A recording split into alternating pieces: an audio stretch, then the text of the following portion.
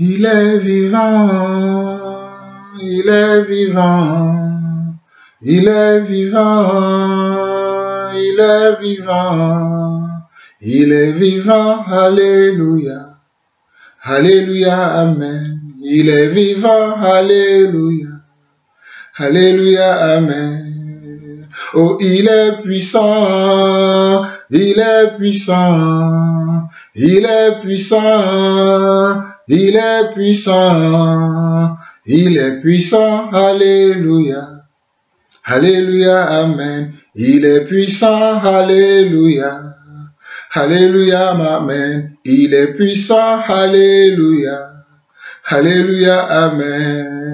Oh, il est ma joie, il est ma joie, il est ma joie, oh, il est ma joie, il est ma joie, alléluia, alléluia, amen. Il est ma joie, alléluia, alléluia, amen. Oh, il est ma vie, il est ma vie, il est ma vie, il est ma vie, il est ma vie, alléluia, alléluia, amen. Il est ma vie, alléluia, alléluia, amen. Oh, il est ma vie, il est ma vie, il est ta vie, il est ta vie, oh, il est ta vie, il est ta vie, oh, il est nos vies, alléluia, alléluia, amen. Il est nos vies, alléluia,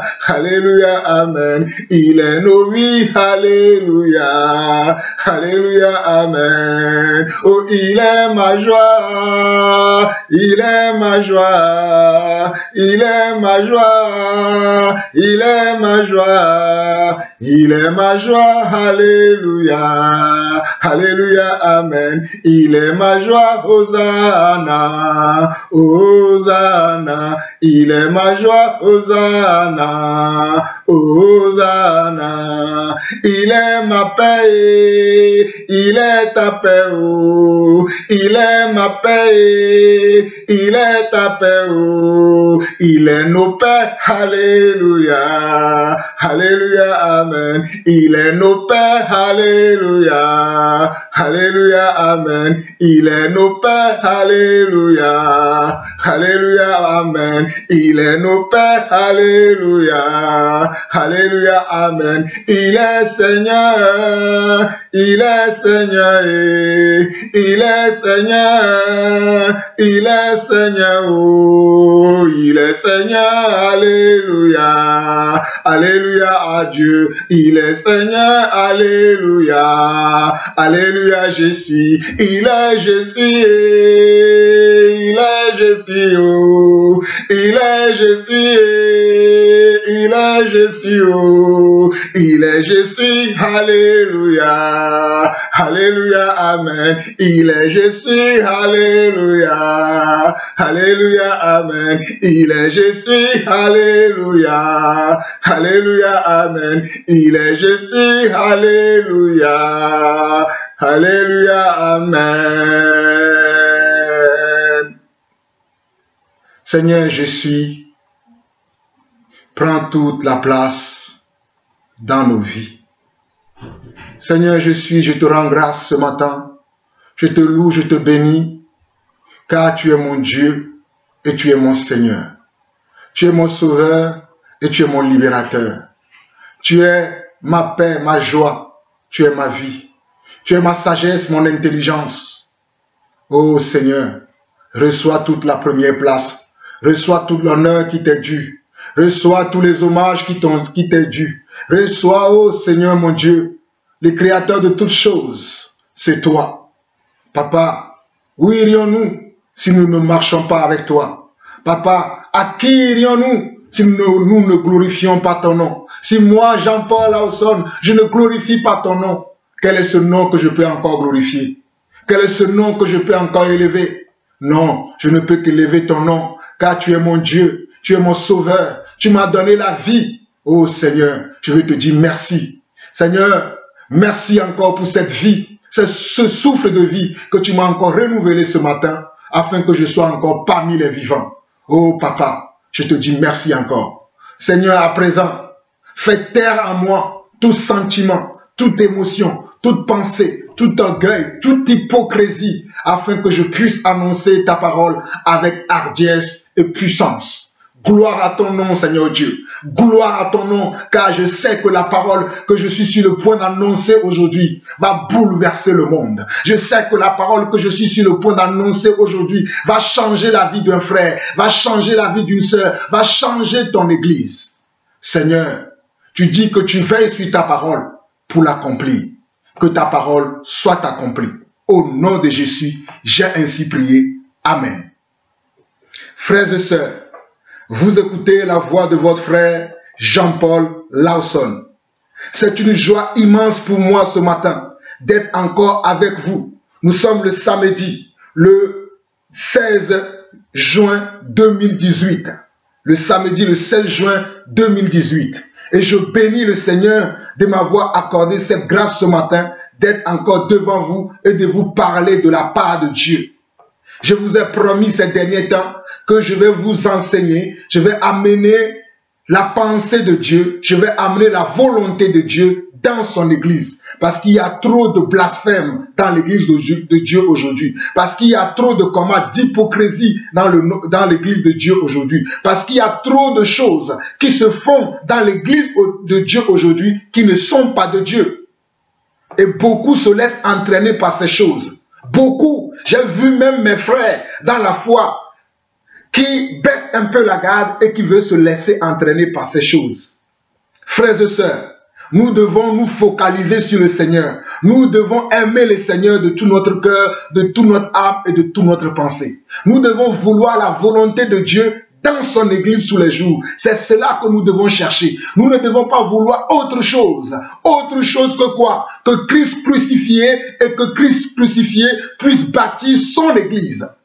Pas les boutiques des hommes, pas les épiceries des hommes, pas les supermarchés des hommes, mais l'église de Dieu vivant doit être bâtie. Et c'est lui-même qui bâtit son église au travers des hommes sans vie, des hommes sans histoire comme nous, des hommes que leurs familles ont rejetés, les hommes que le monde a rejetés, les hommes que la terre a rejetés, les hommes que le monde n'accepte pas, les hommes comme nous, les hommes qui aiment parler avec sincérité, les hommes qui aiment parler avec quoi? Avec foi, avec hargne, avec hardiesse, les hommes qui n'aiment pas flatter les gens. Les hommes comme mon frère Barwani Enzo du Canada, je te fais un coucou. Mais les hommes comme mon frère, le prophète David, je te fais un coucou. Les hommes comme mon frère Afolabi, je te fais un coucou. Frères et sœurs, nous sommes dans un temps où nous devons prêcher Jésus-Christ, Jésus-Christ crucifié, et prêcher les œuvres de Jésus-Christ. Prêcher comment Jésus-Christ agit dans son église. Et aujourd'hui, je vais vous parler de comment Jésus-Christ agit dans son église. Je ne vais pas parler des hommes qui utilisent Jésus pour dire que c'est Jésus qui agit alors que c'est eux-mêmes. Mais je vais vous parler de Jésus-Christ, de comment Jésus-Christ lui-même agit dans son église au travers de comment? Au travers de son esprit. Mes frères, vous serez choqués d'écouter ce que je suis sur le point de vous enseigner aujourd'hui. Vous n'avez jamais été choqué comme vous serez choqué aujourd'hui. Et je vais vous choquer encore beaucoup plus. Parce que beaucoup d'entre vous, vous pensez que l'église de Dieu, c'est un cinéma, c'est un centre d'amusement. L'église de Dieu n'est pas un centre d'amusement. L'église de Dieu est comment? Est une maison de comment? Est une maison d'édification, est une maison de construction, est une maison de comment? De baptême de vie, où nous baptisons des vies, afin que les vies ressemblent à Dieu. C'est ça l'église de Dieu. Ce n'est pas ce que nous voyons dans les épiceries de gauche à droite. Mes frères et sœurs, je vous assure que toutes les dénominations qui sont sur cette terre, je vous le rappelle encore, toutes les dénominations, sans aucune exception, je le répète encore, les dénominations que vous voyez partout, que ce soit les protestants, les méthodistes, les catholiques, les mormons, les témoins de Jéhovah, les baptistes, les adventistes, les saints du dernier jour, peu importe leur nom, ils ne sont pas conduits par l'Esprit de Dieu. Vous serez choqués. Vous voyez, vous êtes déjà choqués, mais vous n'avez pas encore entendu. Je vous le dis encore, toutes les dénominations, sans aucune exception, ils ne sont pas dans la volonté de Dieu. Je vais vous montrer pourquoi nous parlons ainsi. Vous pensez que nous nous levons comme ça pour parler. Vous allez être choqués ces derniers jours de tout ce que nous allons vous révéler. Que ce soit moi, ou que ce soit mon frère, le prophète David, ou que ce soit mon frère Barwani, Dieu nous a oints pour un temps comme celui-ci, afin que nous vous enseignions la vérité, et rien que la vérité, sans avoir un état d'âme. Et vous allez voir, allons dans la parole. Le temps est fini. Nous allons voir Actes chapitre 16. Et je veux parler, le titre que je donnerai à ce message, c'est comment évangéliser et comment bâtir l'église. Comment évangéliser et comment bâtir l'église. Écoutez-moi très bien. Je dis comment évangéliser et comment bâtir l'église. Et nous allons lire cette parole. Vous-même, vous allez comprendre. Allons dans Actes chapitre 16. Actes chapitre 16. Actes chapitre 16. Frères et sœurs, à l'église primitive, comme mon frère, le prophète David vous dit que l'évangile d'origine, nous prêchons l'évangile d'origine.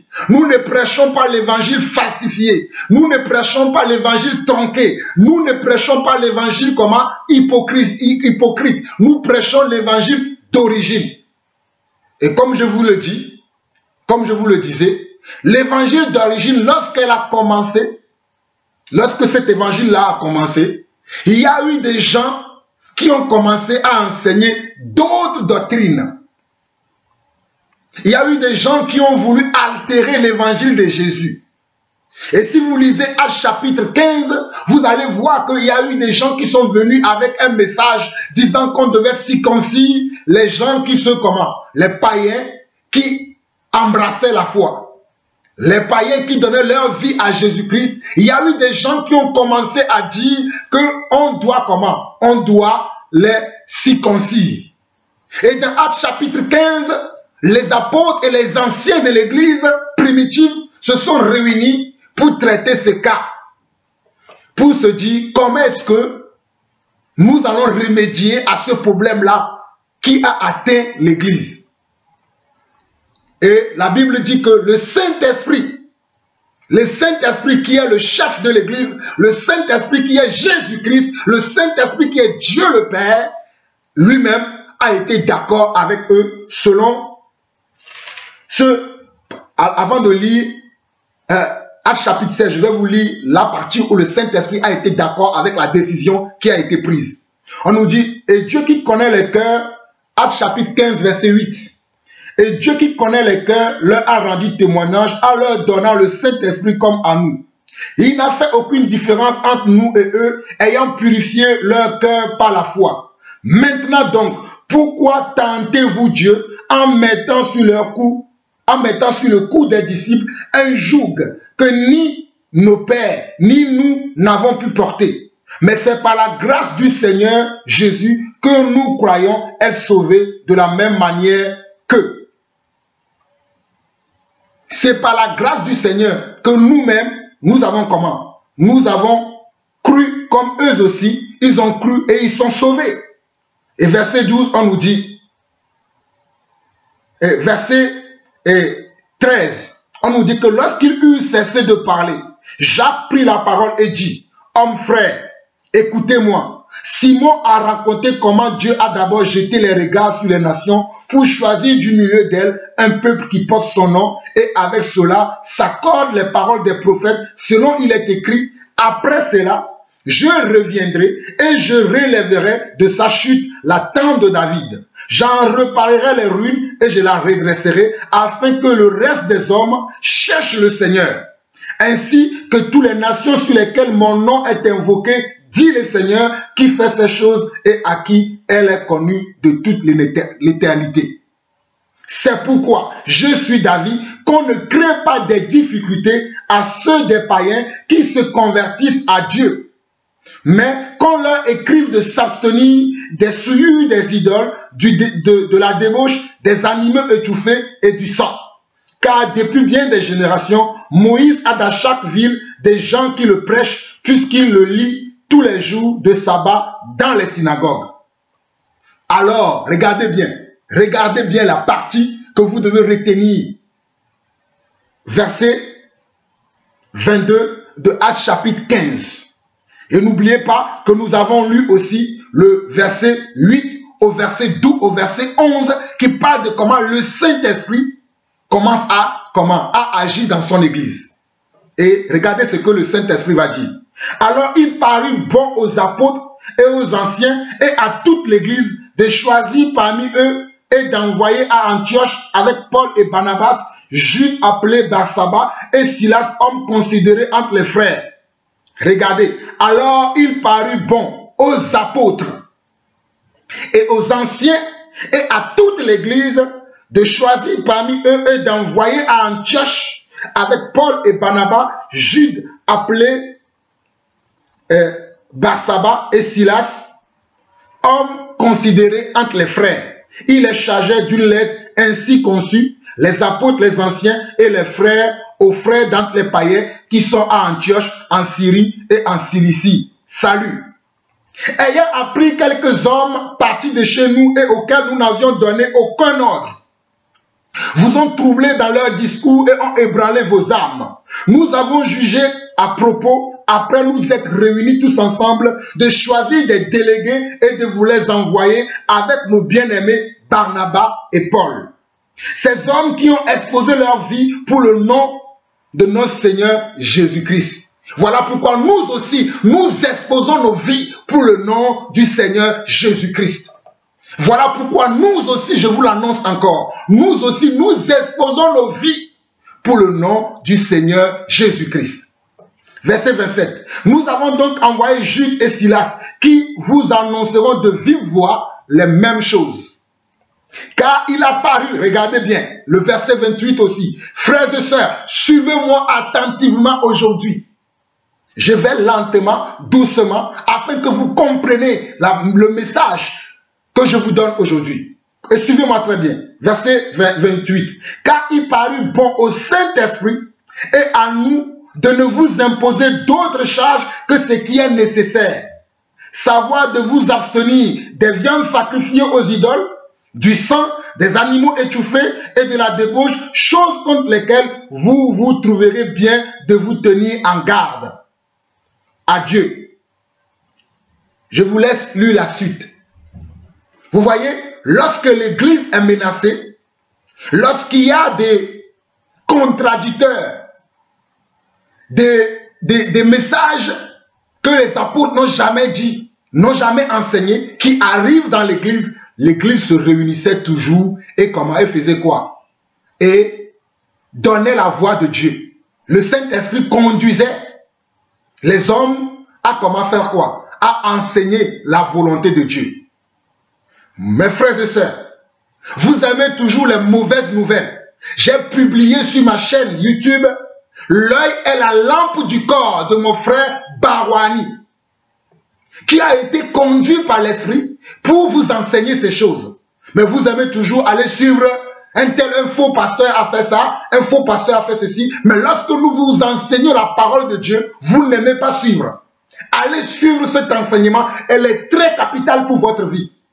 Allez suivre cet enseignement, cherchez NVA TV et allez écouter cet enseignement. Et si vous ne pouvez pas aller sur NVA TV, tapez simplement l'œil et la lampe du corps sur YouTube ou sur Google. Vous allez tomber sur cet enseignement que je vous conseille de suivre petit à petit pour comprendre. Parce que je suis en train de tisser sur ce que mon frère a déjà planté.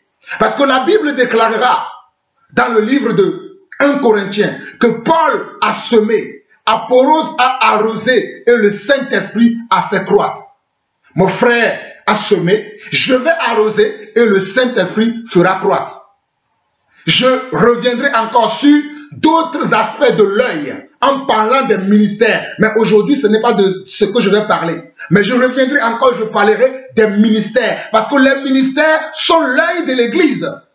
Aujourd'hui, vous bafouez les ministères.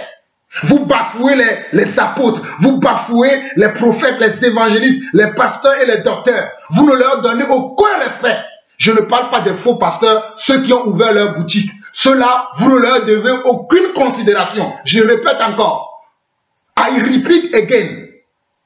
Ceux qui ont ouvert leur boutique, leurs épiceries, leurs supermarchés, vous ne leur devez aucune considération. Mais pour ceux-là qui sont des véritables enfants de Dieu, des véritables enseignants, des véritables envoyés de Dieu, des véritables mis à part, vous devez les observer, écouter les conseils qu'ils vous donnent et marcher selon l'esprit qui les conduise. Parce que la Bible dira, confiez-vous à l'Éternel, mais confiez-vous aussi comment? À mes serviteurs. Et Dieu a sur la terre aujourd'hui ses serviteurs. La Bible dira dans Éphésiens chapitre 2, verset 20 que quoi? Nous sommes fondés sur le fondement des apôtres et des prophètes. C'est-à-dire que nous sommes fondés sur ceux qui ont commencé l'œuvre de Dieu avant nous. Nous ne sommes pas les premiers à commencer l'œuvre de Dieu. L'œuvre de Dieu a commencé il y a bel et bien longtemps. Ce n'est pas nous qui avons commencé l'œuvre. Il y a eu des gens que Dieu a appelés dans sa moisson avant nous. Ils ont commencé le travail avant nous. C'est à eux que nous devons nous confier. C'est sur eux que nous devons nous calquer. C'est leur modèle que nous devons suivre. Nous ne pouvons pas suivre un autre modèle que celui des apôtres et des prophètes. Je répète encore. Nous ne pouvons pas suivre un autre modèle. Mais nous avons un seul modèle. Comme Dieu avait dit à Moïse, regarde le modèle que je te montre. Fais comme celui que je t'ai montré. Aujourd'hui, nous avons des modèles d'église qui ne correspondent pas à l'église primitive que nous voyons dans la parole de Dieu. Frères et sœurs, je suis choqué de voir ces choses. Lorsque je vois des églises qui ne sont pas comme le modèle que nous avons dans la parole de Dieu. Et vous vous dites que vous êtes enfant de Dieu. Je vais vous choquer grave. Je suis désolé, frères et sœurs. L'heure est arrivée où nous devons prêcher Yeshua à Mashiach. Le temps n'est plus à la rigolade. La récréation est terminée, comme dit souvent mon frère Barwani. Nous devons vous enseigner la vérité et vous devez vous soumettre à la vérité. Frères et sœurs, nous arrivons maintenant dans Actes chapitre 16. Suivez-moi attentivement. Dans Actes chapitre 16. Vous voyez ce qui s'est passé dans Actes chapitre 15 lorsque l'Église était sous la menace des faux frères qui se sont introduits dans l'Église, commençant à enseigner la circoncision. Comme nous voyons aujourd'hui de nos jours. Nous voyons aujourd'hui de nos jours des gens qui se lèvent pour dire que non, on n'a plus besoin de faire les bonnes œuvres dans l'Église, que ce n'est pas les œuvres qui sauvent. Que vous pouvez forniquer, vous pouvez commettre l'impudicité, vous pouvez commettre le mensonge, le vol. Oui, Dieu est amour, Dieu vous pardonnera. Vous avez vu ici ce qu'on a lu, que les apôtres leur disaient que comment? Car il a paru bon au Saint-Esprit, dans Actes chapitre 15, le verset 28, on nous dit que car il a paru bon au Saint-Esprit et à nous de vous imposer d'autres charges que ce qui est nécessaire, savoir de vous abstenir des viandes sacrifiées aux idoles, du sang des animaux étouffés et de la débauche, choses contre lesquelles vous vous trouverez bien de vous tenir en garde. Mais lorsque j'entends aujourd'hui les gens vous dire que non, vous êtes libres dans le Seigneur, vous pouvez faire tout ce que vous voulez, vous pouvez marcher comme vous voulez, il n'y a rien.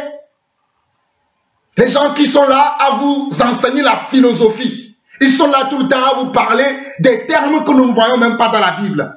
Les gens qui sont devenus des philosophes, comme l'apôtre Paul le dit qu'il y a des stoïciens et des philosophes aujourd'hui dans l'église. Ils sont là à philosopher avec la parole de Dieu. On ne philosophe pas avec la parole de Dieu. La parole de Dieu est une vérité infaillible et immuable. Vous voulez philosopher. Philosopher. Donc, dans Actes chapitre 16, nous voyons que lorsque l'église a chargé les apôtres, les anciens, de ce message, à aller dans toutes les provinces où il y a les églises. Regardez, Suivez-moi attentivement. Regardez qu'à l'époque, à cette époque où il y avait les apôtres, il n'y avait pas ce que nous voyons aujourd'hui. Des églises, bâtiments un peu partout, construits au nom de un tel, au nom de un tel, au nom de un tel. Non. Dans les villes, il y avait comment? Il y avait des hommes que Dieu a choisis. Il y avait des hommes et des femmes que Dieu avait choisis. C'est vers ces villes-là, dans lesquelles il y avait des enfants de Dieu, que les apôtres ont envoyé les frères pour qu'ils aillent apporter ce message que le Saint-Esprit leur a convaincu de décider pour l'Église. C'est ainsi que Paul, avec ses compagnons de combat, sont aussi partis pour annoncer cet évangile. Mais ce que vous devez comprendre, c'est que lorsque nous amenons, lorsque Dieu va nous mettre à cœur un message pour l'Église, sur chemin faisant, nous pouvons rencontrer d'autres personnes à qui nous devons aller comment? À qui nous devons parler à qui nous allons parler de Jésus-Christ pour leur salut. Mais le but pour lequel les apôtres ont envoyé ces personnes, c'est pour aller alerter l'Église par rapport à la décision qui avait été prise. Et comme le Saint-Esprit veillait toujours sur son Église pour la faire croître, ce n'est pas nous les hommes qui font croître l'Église, mais c'est le Saint-Esprit lui-même qui fait croître son Église. Suivez-moi attentivement. Ok, nous allons lire maintenant. Actes chapitre 16. Parce que, comprenez que, dans Actes chapitre 15, les apôtres ont commencé à aller dans les villes pour aller annoncer toutes ces choses dans toutes les églises. Bon, avant de lire Actes chapitre 16, nous allons lire ça, comme ça vous allez comprendre. Parce que je veux que vous compreniez réellement le message que je suis en train de vous donner aujourd'hui. Quand nous lisons Actes chapitre 15, vers le verset 31, on dit après, vers le verset 30 jusqu'au verset 40, on dit quoi? Eux donc, ayant pris congé de l'église, allèrent à Antioche, où ils remirent la lettre à la multitude assemblée. Après l'avoir lu, les frères furent réjouis de l'encouragement qu'elle leur apportait. Jude et Silas, qui étaient eux-mêmes prophètes, les exhortèrent et les fortifièrent par plusieurs discours. Regardez, les apôtres qui ont envoyé Jude, Silas, Paul, Barnabas, on nous fait comprendre que Jude et Silas ont reçu comment? Un ministère de prophètes.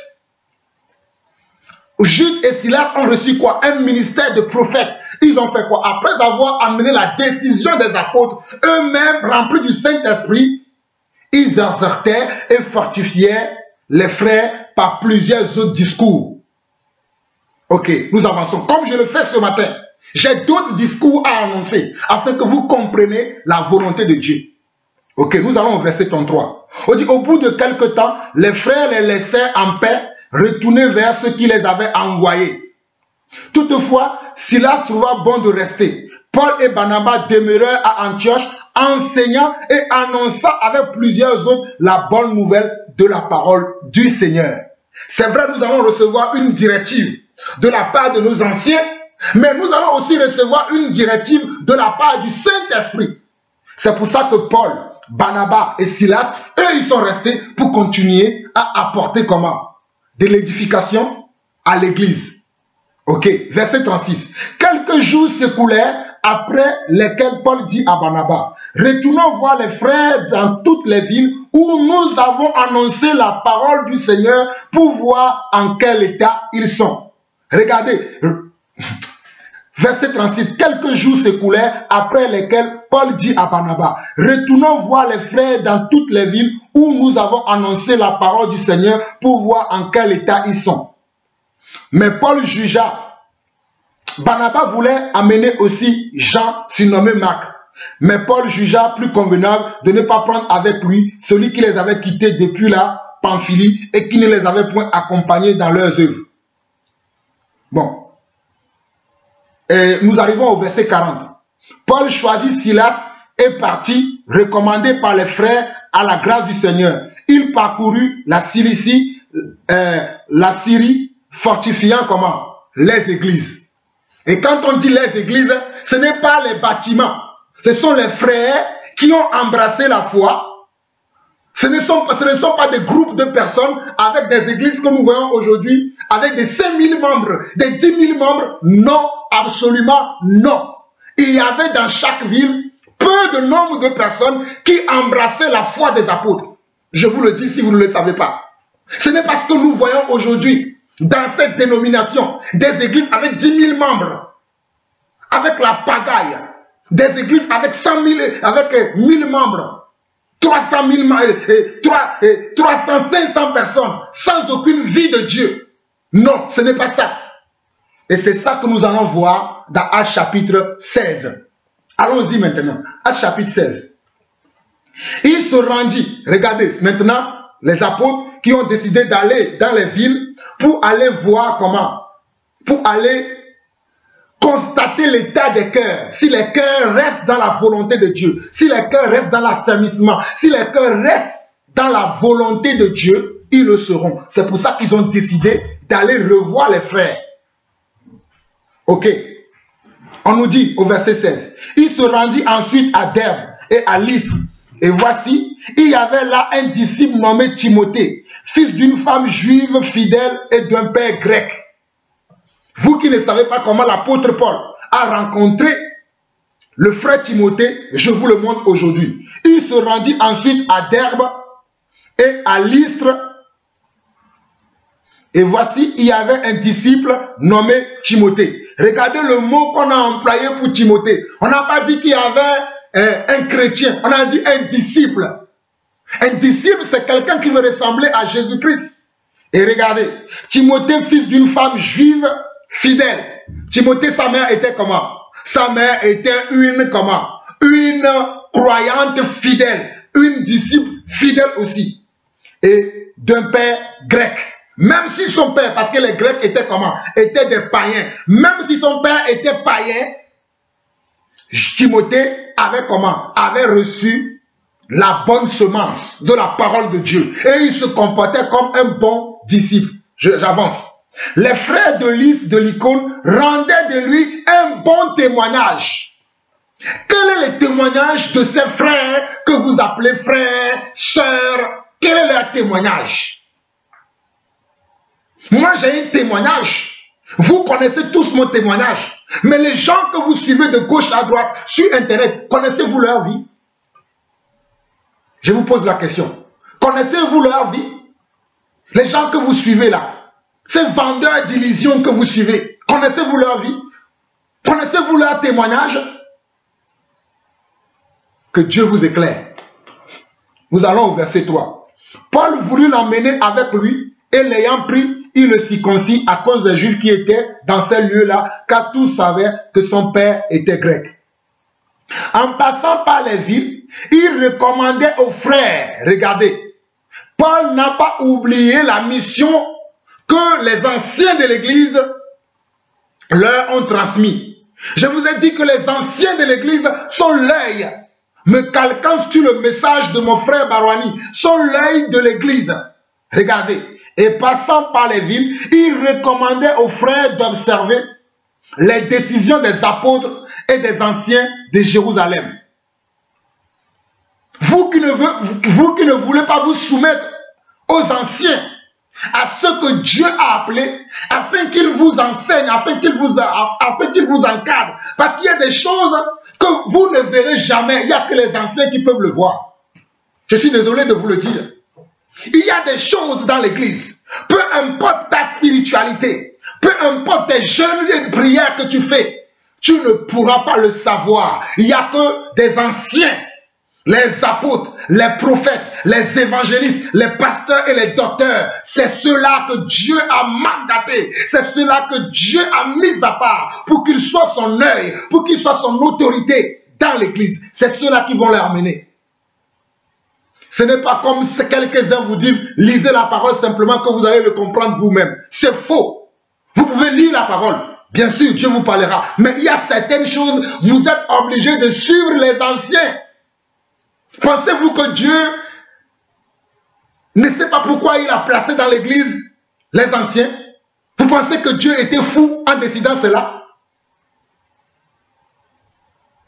Ben, croyez-vous Pensez-vous que Dieu était quelqu'un qui n'avait pas de sagesse lorsqu'il a dit dans Éphésiens chapitre 4, à partir du verset 11, que j'ai appelé les uns comme apôtres, les autres comme prophètes, les autres comme évangélistes, les autres comme pasteurs, les autres comme enseignants ou docteurs pour le perfectionnement des saints.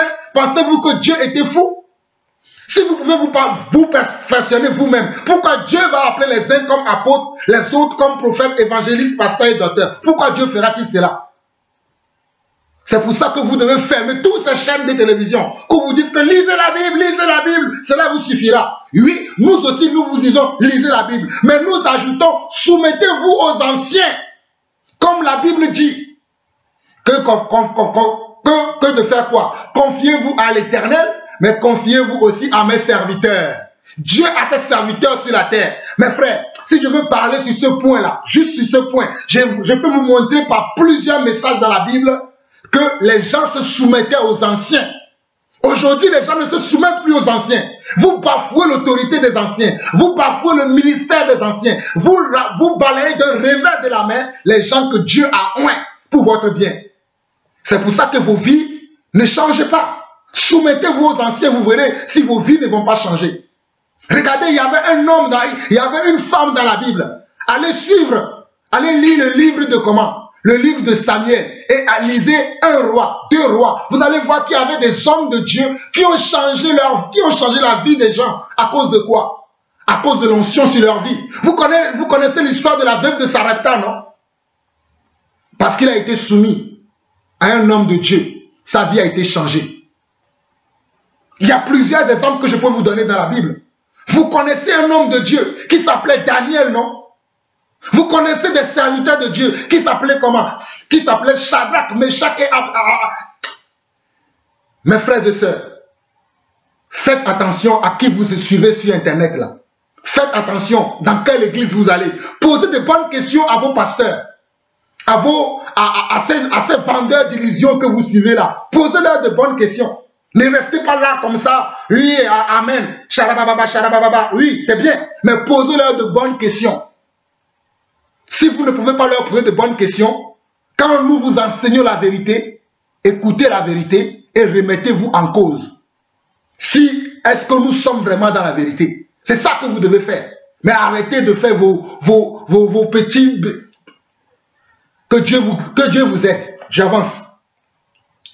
Au verset 5 de Actes chapitre 16, on nous dit, les églises se fortifiaient dans la foi et augmentaient en nombre de jour en jour. Regardez, les églises se fortifiaient dans la foi et augmentaient en nombre de jour en jour. Cela ne veut pas dire que les hommes construisaient des bâtiments de jour en jour comme je vois aujourd'hui. Lorsque quelqu'un commence une église, comme moi qui suis en France ici, il commence une église ici et l'église commence à grandir. Il a acheté un local quelque part, il a rempli ce local-là de ces ouailles qui ne comprennent pas la parole de Dieu. Ensuite, il va partir au Canada. Il va ouvrir encore un autre local là-bas. Ensuite, il va partir en Belgique. Ensuite, il va partir au Bénin. Comme ce faux pasteur Ivan Castanou. Ce qu'il fait. Comme ce faux pasteur Mamadou Karambiri. Je ne vais pas continuer à citer leur nom. Mais c'est ça les gens que vous suivez. Il y en a un aussi au Congo. Ce sont des faux pasteurs, moi je vous le dis. Ils créent des bâtiments simplement pour pouvoir dire qu'ils sont des serviteurs de Dieu. Mais ils ne sont pas des véritables serviteurs de Dieu. Vous reconnaîtrez un véritable serviteur de Dieu par rapport à quoi? Par rapport à son comportement, par rapport à son attitude, par rapport à ses enseignements. Mais si vous voyez que ces gens-là, ils sont là simplement à acheter des maisons et à vous dire, donnez, il y en a un au Congo qui a demandé 1 milliard aux Congolais pour construire un temple. Alors que le temple, c'est nos vies. C'est nos vies. Mes frères, comprenez ce que je suis en train de dire. Parce que certains vont penser que non, mon problème c'est contre les bâtiments. Non. Si vous vous réunissez dans un lieu, en étant dans la simplicité, c'est la volonté de Dieu. Si vous vous réunissez dans un lieu, en étant dans la simplicité totale, sans chercher les bim-blim, sans avoir un nom que vous donnez. Oui, l'église des saints des derniers jours, l'église de ceci, vous êtes dans la volonté de Dieu. Mais lorsque vous commencez avec l'église adventiste, protestante, l'église évangélique, Non, l'église porte le nom du Seigneur Jésus-Christ. Et dans toutes les villes où il y avait l'église, quand nous regardons dans la parole, on dit l'église comment? L'église de Dieu qui est à Corinthe, l'église de Dieu qui est à Éphèse, l'église de Dieu qui est comment? Qui est à Smyrne, l'église de Dieu qui est à Thyatire. On ne voyait pas l'église comment? L'église de Dieu qui est à Philadelphie. On ne voyait pas les saints des derniers jours de Philadelphie ou les protestants de Hambourg ou les adventistes de comment? De Fribourg. Ou les saints des derniers jours de Lomé. Non, ce n'est pas ça. On voyait l'église de Dieu qui se trouvait où? Qui se trouvait à Smyrne. L'église de Dieu qui se trouvait où? Qui se trouvait à Thyatire, à Éphèse, ainsi de suite, ainsi de suite. C'est ça l'église. Ce n'est pas ce que vous voyez là. Avec tout, c'est pour ça que je vous ai dit, dès le départ, que toutes ces choses-là, ils ne sont pas dans la volonté de Dieu. Ils me feront la guerre, mais ils ne me vaincront pas, car le Seigneur m'a mandaté pour un temps comme celui-ci. Oh, vous allez entendre les choses qui vont vous choquer. Mais l'heure est venue. On ne peut pas allumer une lumière et la mettre sur un boisseau. La lumière de Dieu est sur nos vies pour que nous vous enseignions la vérité. Le temps de la pagaille, là, c'est fini. Revenons à la doctrine de Jésus-Christ. Revenons à l'évangile d'origine. L'évangile que les apôtres ont enseigné. Pas ce que ces hommes-là vous vendent dans les coins de rue. Non, revenons à l'évangile vrai, l'évangile pur. Nous continuons. Au verset 6, on nous dit, regardez, je viens de vous dire que c'est le Saint-Esprit qui bâtit son église. Au verset 6, on nous dit, ayant été empêché par le Saint-Esprit d'annoncer la parole de Dieu dans l'Asie, il traversait la Phrygie, le pays de la Galatie. Qu'est-ce qui les a empêchés? Est-ce les hommes qui les ont empêchés? Non, c'est le Saint-Esprit qui bâtit son église. Et c'est le Saint-Esprit qui dit, tu peux aller à tel endroit, tu peux aller à tel endroit, tu peux aller à tel endroit. C'est le Saint-Esprit qui dit la même chose. Ce n'est pas les hommes qui s'asseyent eux-mêmes. Ils se disent, bon, toi va là-bas, toi va là-bas, toi va là-bas, toi va là-bas. Non, c'est le Saint-Esprit qui doit vous conduire. Comme je disais à beaucoup de frères ces derniers temps, que la différence aujourd'hui, ce qui va faire la différence dans l'église aujourd'hui, c'est ceux qui sont conduits par l'Esprit et ceux qui sont conduits par leur propre motivation personnelle, leurs émotions et leur épicerie là. Il y a certains qui sont conduits par leur boutique parce qu'ils ont ouvert des boutiques où ils vous vendent des illusions. Ils sont obligés tout le temps de comment? D'exposer des illusions dans leurs églises. D'exposer quoi? De mettre dans leurs églises comment? Leurs marchandises qu'ils vendent. Mais nous n'avons pas de marchandises, nous. Nous avons reçu du Père la parole véritable. La parole qui sauve, la parole qui guérit, la parole qui délivre. C'est cette parole que nous vous annonçons. J'avance.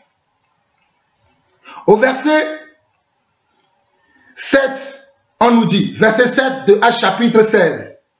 Arrivé près de la Mysie, ils se disposaient à entrer à Bithynie. Mais l'Esprit de Jésus ne leur permit pas. Regardez, vous qui ne croyez pas que le Saint-Esprit, c'est Jésus. Vous qui ne croyez pas que le Saint-Esprit, c'est Jésus. C'est Yeshua, Amashia, c'est Jesus, comme disent les Anglais. Je vous le montre aujourd'hui. Regardez au verset 6, on nous dit, ayant été empêché par le Saint-Esprit. Et au verset 7, on nous dit, l'Esprit de Jésus ne leur permit pas. Il y a deux esprits dans le monde. Il y a le Saint-Esprit et l'Esprit de Jésus. Le Saint-Esprit, c'est encore Jésus-Christ. Arrêtez de suivre ces chaînes qui viennent des États-Unis, qui vous racontent n'importe quoi. Que Jésus-Christ n'est pas Dieu. Que Jésus-Christ n'est pas Dieu le Père. Et que Jésus-Christ n'est pas le Saint-Esprit. Fermez toutes ces boutiques-là et suivez l'évangile vrai. Jésus-Christ, c'est le Saint-Esprit. Si vous ne le savez pas. Nous avançons.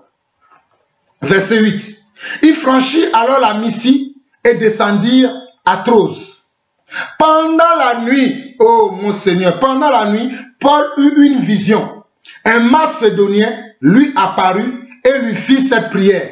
Passe en Macédoine, secours-nous. Pendant qu'ils étaient empêchés d'aller à tel endroit, tel endroit, tel endroit, Parce que Dieu ne les a pas envoyés à ces endroits-là. C'est pour ça que mes frères, comprenez-moi, si Dieu ne m'envoie pas quelque part, je n'y vais pas. Si Dieu ne t'envoie pas quelque part, tu y vas, tu vas mourir, frère. Laisse que Dieu t'envoie. Ne t'envoie pas toi-même. Hey, listen to me. Suivez-moi. Si Dieu ne t'a pas envoyé quelque part, ne te lève pas toi-même pour dire oui, Dieu m'a envoyé, Dieu m'a envoyé, Dieu m'a envoyé. Attends que Dieu t'envoie. Nous, c'est Dieu qui nous a mandaté, qui nous a envoyé. Si Dieu ne m'a pas envoyé, il y a beaucoup de temps que vous ne m'avez pas vu faire des vidéos comme ça. Et je voulais annoncer ces derniers temps que je viendrai avec des vidéos pour vous parler, afin que vous compreniez. Parce que je sais que pourquoi je fais des vidéos. Parce que j'ai des gens qui me suivent en Belgique, qui me suivent en Afrique, qui me suivent où? Qui me suivent comment? Qui me suivent au Canada, aux États-Unis. Donc c'est pour eux que je fais des vidéos. Mon rôle, vous savez, je vais vous faire une confidence. Il y a un frère dernièrement qui m'a dit, frère, oh, Satan s'est levé aujourd'hui contre les chaînes des serviteurs de Dieu, il les ferme. Je lui ai dit, mon frère, que Satan ferme YouTube. J'ai ma bouche. Ma bouche, je l'ai encore. Qu'on ferme YouTube. I have my mouth. J'ai encore ma bouche, je vais parler. Je parlerai du Seigneur encore parce que j'ai ma bouche encore. Qu'on ferme toutes ces choses-là. C'est vous qui ne voulez pas suivre le Seigneur. C'est vous que nous voulons aider. C'est pour ça que nous utilisons ces choses. Mais si on ferme ces choses-là, Jean-Paul prêcherait toujours l'évangile. Parce que Jean-Paul n'attend pas YouTube pour prêcher. Moi, je me lève, je vais de maison en maison, de ville en ville, de quartier en quartier, pour annoncer l'évangile, parce que c'est ce que les apôtres ont fait. Je ne suis pas ceux-là qui sont là derrière leur caméra, qui vous disent, quand je les écoute, quand j'écoute ces personnes-là, je me dis, mais ils n'ont pas compris l'évangile, qui vous disent, donnez pour que les gens puissent voir la télévision dans leur pays. Moi, ce que je veux, c'est que vous m'envoyez dans les pays pour aller parler aux gens, comme les apôtres ont fait. Ce n'est pas rester chez moi, devant une caméra et commencer à parler. Non, l'Esprit de Dieu doit se démontrer devant les gens. Mes frères, vous allez voir une démonstration de puissance ces derniers temps. Dieu nous a mandatés, je vous le dis encore. Vous allez voir une démonstration d'esprit et de puissance parce que le temps est arrivé. Vous allez voir des merveilles de Dieu ces derniers temps. Nous n'allons pas rester derrière les caméras comme ça. Comme je vois certains, donner. J'ai vu encore un homme au Canada, qu'ils ont une chaîne qu'ils appellent EMCI, oui, Vision pour la francophonie. Nous cherchons 15 000 personnes pour qu'ils donnent, pour que nous puissions atteindre la francophonie. Vous ne comprenez pas la pensée de Dieu. Vous ne comprenez pas la volonté de Dieu. La volonté de Dieu, c'est que nous nous levons et que nous allons dans les endroits où Dieu veut que nous allons. Bien sûr, conduit par le Seigneur. Lorsque vous n'êtes pas conduit par le Seigneur, c'est ça ce que vous faites. Vous allez commencer à dire aux gens, vous allez mettre les fardeaux sur la vie des gens. Donnez pour que nous créions. Moi, je ne demande à personne de me donner de l'argent pour créer une chaîne. YouTube me suffit. WhatsApp me suffit. Et d'ailleurs, ces choses-là, je les utilise parce qu'il y en a certains qui ont besoin. Si ce n'est que ceci, cela ne dépendait que de Jean-Paul Lawson, je n'utiliserai même pas YouTube. Je n'utiliserai même pas WhatsApp. Mais j'irai de maison en maison, de ville en ville, et je prêcherai l'évangile parce que c'est ce que les apôtres ont fait. Suivez-moi maintenant. Vous allez comprendre pourquoi je parle comme ça. L'amusement là, c'est fini. Suivez-moi. Dans le verset 9, on nous dit, pendant la nuit, Paul eut une vision. Un Macédonien lui apparut et lui fit cette prière. Passe en Macédoine, secours-nous. Après cette vision de Paul, nous cherchons aussitôt à nous rendre en Macédoine, concluant que le Seigneur nous appelait à y annoncer la bonne nouvelle. Concluant que quoi? Regardez, Paul, Dieu leur a donné une vision pour qu'il aille où? Pour qu'il aille en Macédoine, parce que Dieu avait un homme à sauver dans dans cette ville. Vous qui ne comprenez pas l'évangile, ne croyez pas que lorsque vous allez arriver dans une ville et que vous allez prêcher l'évangile, c'est toute la ville qui sera convertie. Non, ne croyez pas cela. À moins que si c'était la volonté de Dieu. Mais des fois vous allez aller prêcher, personne ne vous croira. Et ne soyez pas choqués lorsque vous prêchez et que personne ne vous croit et que personne n'accepte votre parole. Ne soyez pas choqués. Qu'est-ce que Jésus a dit? Secouez de cette ville comment? La poussière de votre pied et aller ailleurs. Les gens pensent que l'évangile que nous prêchons, tout le monde doit dire oui et amen. Non! Ne croyez pas au mensonge du diable. L'évangile fait mal au cœur. L'évangile fait que les gens vont vouloir te tuer.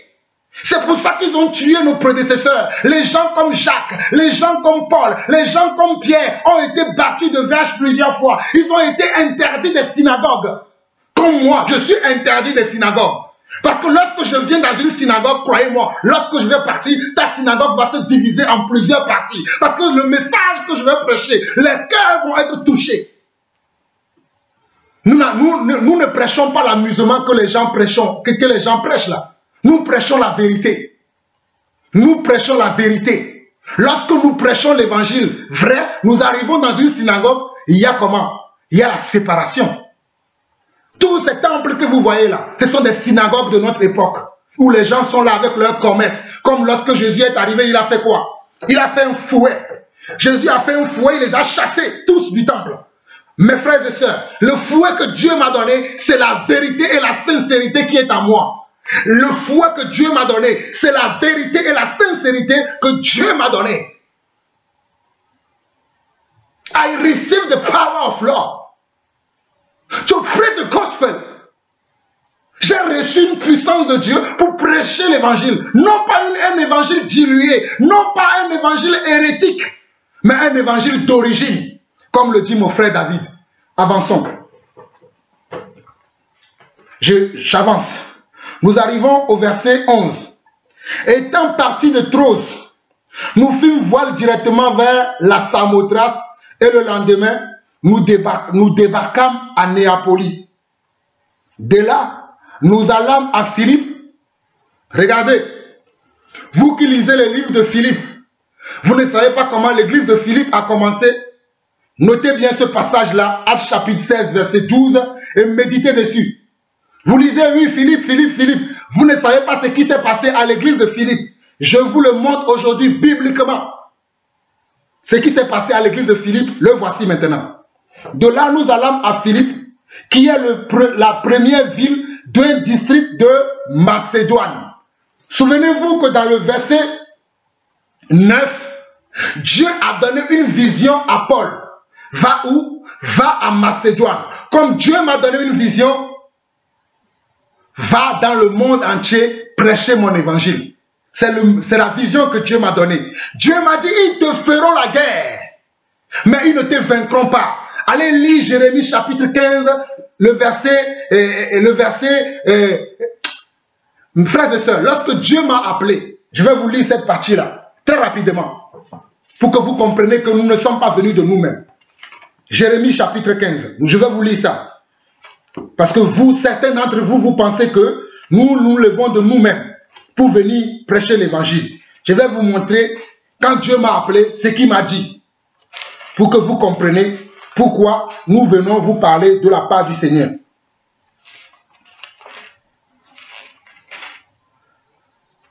Le temps est arrivé pour que vous suivez la parole de Dieu. Jérémie chapitre 15, nous lisons à partir du verset 19 au verset 21.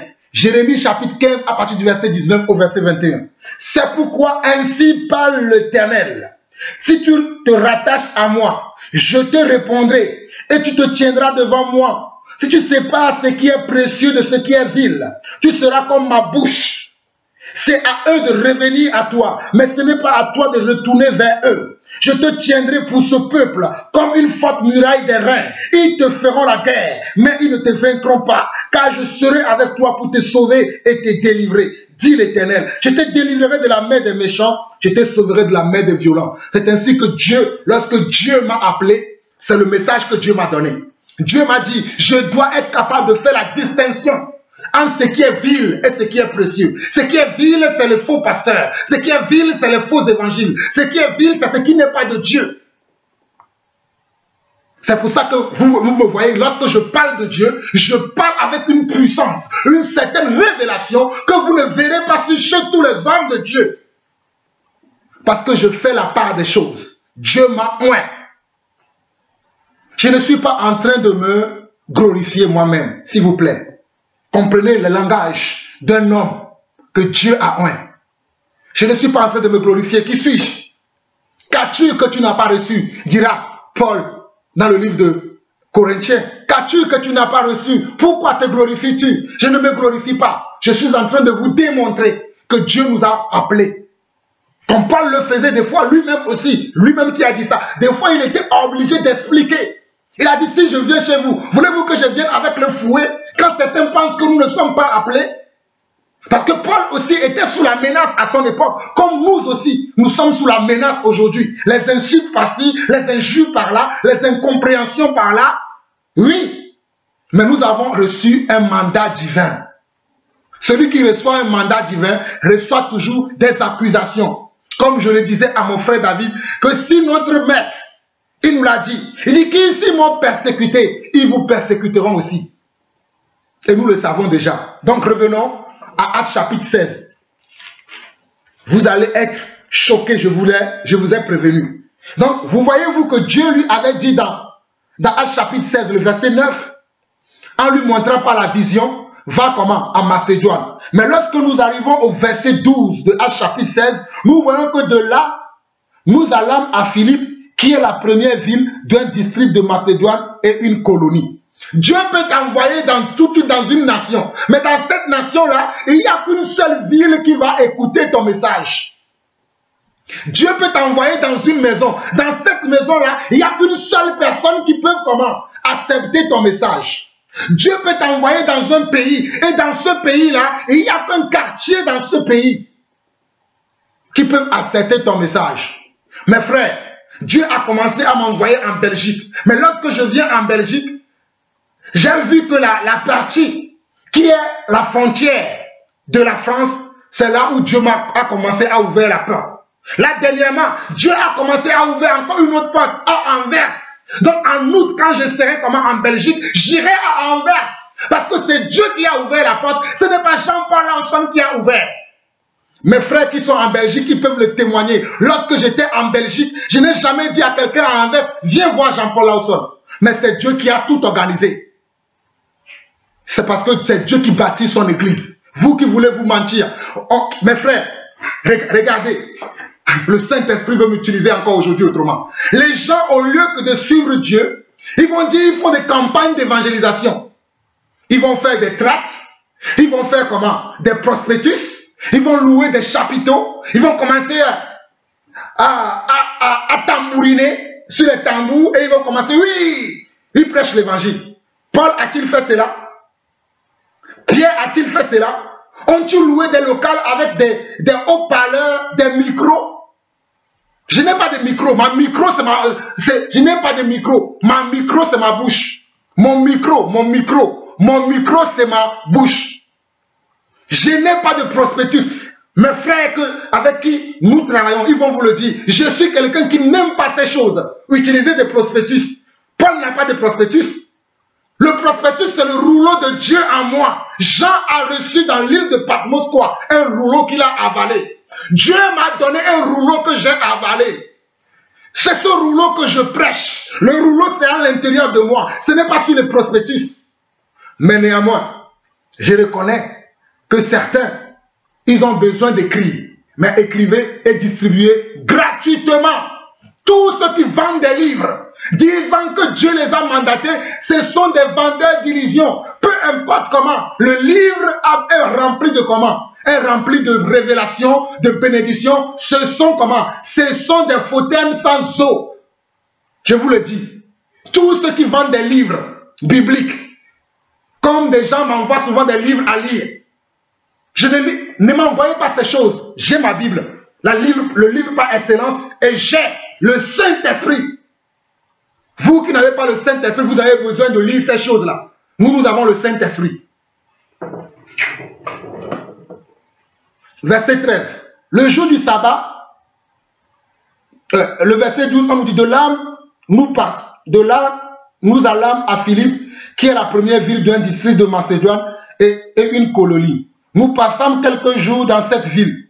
Le jour du sabbat, nous nous rendîmes hors de la porte, vers une rivière où nous pensions que se trouvait un lieu de prière. Regardez ce que Paul fait. Paul dit quoi? Le jour du sabbat, nous nous rendîmes hors de la porte, vers une rivière où nous pensions que se trouvait un lieu de prière.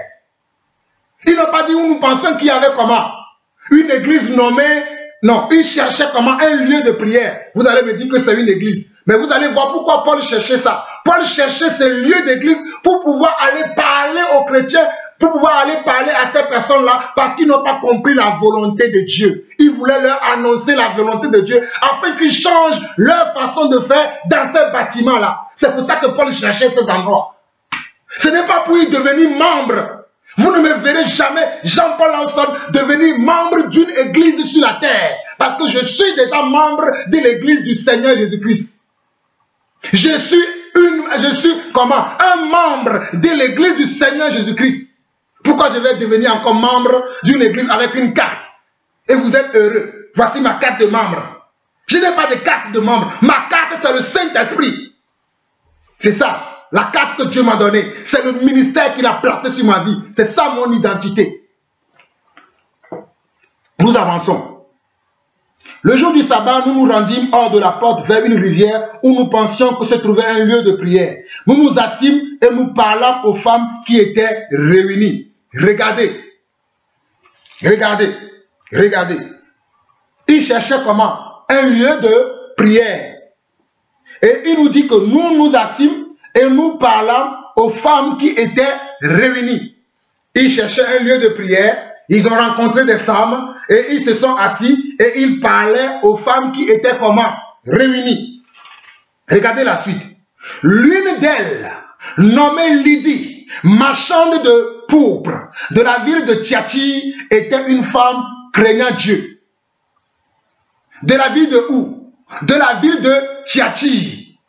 De la ville de où? De la ville de Thyatire. Mes frères, suivez-moi attentivement. Au verset 9, nous avons parlé de Macédoine. Au verset 12, nous avons parlé de Philippe, qui était un district de la ville de comment? De la ville de Macédoine. Et maintenant, au verset 14, nous voyons qu'il y a une femme que Dieu a envoyée rencontrer ses serviteurs. Mais il vient de quelle ville? De la ville de Thyatire. Souvenez-vous d'Apocalypse. Je vais mettre un doigt pour que je vais vous lire ce passage-là. Vous qui ne comprenez pas. Vous allez comprendre aujourd'hui. Dieu va vous révéler sa parole. Apocalypse. Apocalypse. Apocalypse chapitre.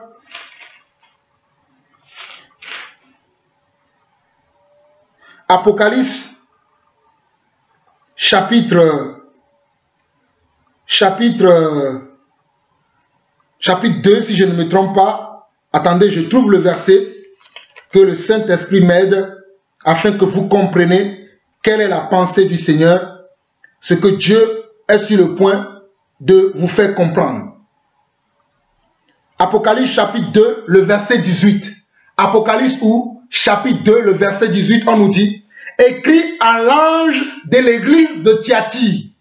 L'ange représente qui? Représente l'ancien qui est établi dans cette ville. Mais regarde ici, regardez, écrit à l'ange de l'église de Thyatire. Je vous disais tout à l'heure que l'église n'avait pas de nom à l'époque des apôtres. L'église portait le nom des villes. Parce que l'église, ce sont les gens qui habitent ces villes-là.